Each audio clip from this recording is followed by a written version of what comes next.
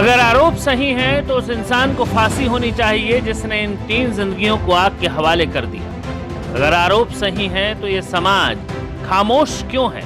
क्यों नहीं आग लगा देता इस घर को जिसने इन मासूमों की चीखों को सुनकर अनसुना कर दिया? अगर आरोप सही है तो ये लोग गला क्यों नहीं घोट देते उस दरिंदे का जिसने इन 3 लोगों की मौत का तांडव खेला?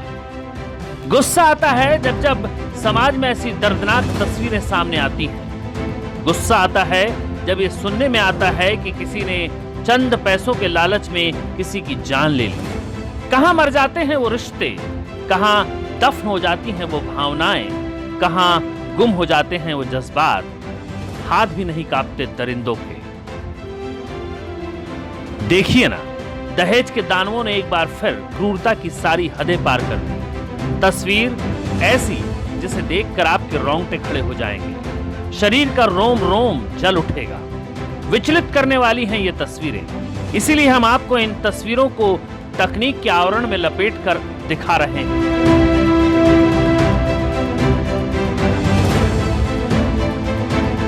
प्राणपुर के रोशना ओपी क्षेत्र के लाभा गांव के वार्ड संख्या 7 में उस वक्त कोहराम मच गया जब ये सुनने में आया कि एक दरिंदे पति ने पत्नी और अपनी 2 बेटियों को केरोसिन तेल छिड़क कर जिंदा जला दिया, वो भी दहेज के लिए। कहां लेकर जाता वो दरिंदा दहेज का पैसा? कितने दिन अपनी जिंदगी को उन पैसों से आराम दे पाता? जो कर दिया, क्या उसके बाद उसे मौत नहीं ढूंढेगी? क्या ये आत्माएं उसे जिंदा रहने देंगी? क्या इनकी रूहों से अपने आप को बचा पाएगा वो? क्या ये जलकर मर चुकी बेटियां पूछेंगी नहीं कि पापा पैसों से प्यार था तो पैदा क्यों किया? नहीं पूछेंगी कि चंद पैसों के लिए आपने अपनी लाडलियों को जलाकर मार डाला?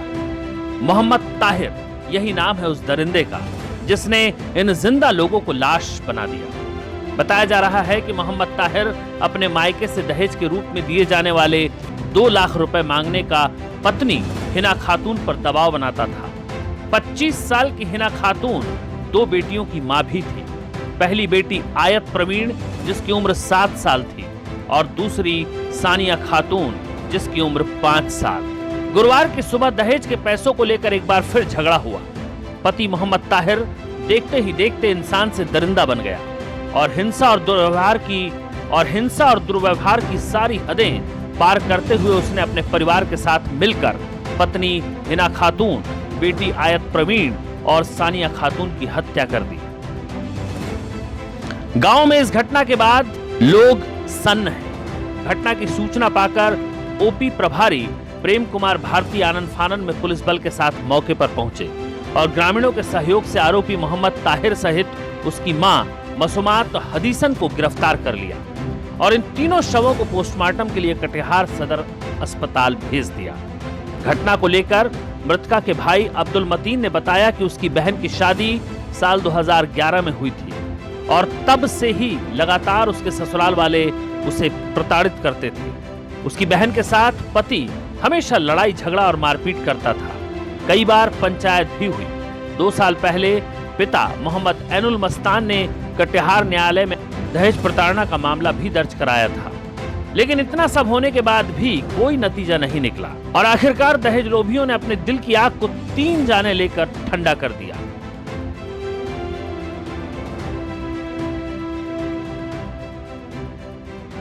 रातों को मारे थे बोल दे दूसरा आदमी भेजलिए तो गेले मत के जो कहाँ मारे सर पूछे थे कल्लो मारे थे कैसे मारी धर हाथ गदरंग कर दिल के तवजरल के ये से तुम्हारा गांव की एक लड़की की शादी हुई थी लाभा में, जिसका कई बार हम लोग ने पूर्व में भी पंचायती की थी और लगातार समाज से गुहार भी किए थे कि इस लड़का को सुधारा जाए।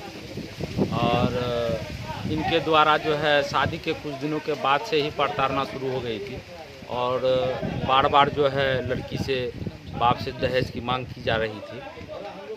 पंचायत में भी मामला को सुलझाया गया था कई बार? नहीं, कई बार मामला को सुलझाया गया था। समाज के द्वारा इसका विदागी भी यहाँ पर दिया गया था और इस बार भी जो है लॉकडाउन से पहले जो है न्यायालय में का आवेदन दी गई थी, जिस पर लॉकडाउन की वजह से कोई कार्रवाई नहीं हो सकी।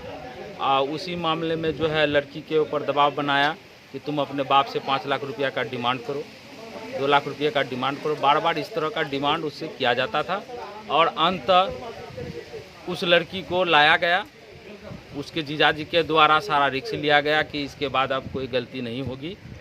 और अंत कल से ही उसको मारपीट की जा रही थी। अंत सुबह हम लोगों को खबर मिली, उसको जो है पहले गला दबाकर मारा गया, बाद में उसको छत पर ले जा करके उसको और उसके 2 बच्चे को जला दिया गया। मामले में एसडीपीओ अमरकांत झा ने बताया कि महिला सहित 2 बच्चों की हत्या कर जला देने का लिखित आवेदन मृतका के भाई के द्वारा दर्ज कराया गया है। 2 लोगों की गिरफ्तारी के बाद बाकी की गिरफ्तारी भी जल्द ही की जाएगी और दोषियों के खिलाफ कड़ी से कड़ी कार्रवाई की जाएगी। लेकिन इस गुनाह की सजा सिर्फ गिरफ्तारी नहीं, फांसी है। इस मामले में पुलिस और प्रशासन को इतना कठोर संदेश देना चाहिए कि दोबारा कोई मोहम्मद ताहिर, हिना खातून जैसी बीवी को और 2 बेटियों को दहेज के लिए जिंदा जलाना तो दूर, हाथ उठाने की भी ना सोच सके।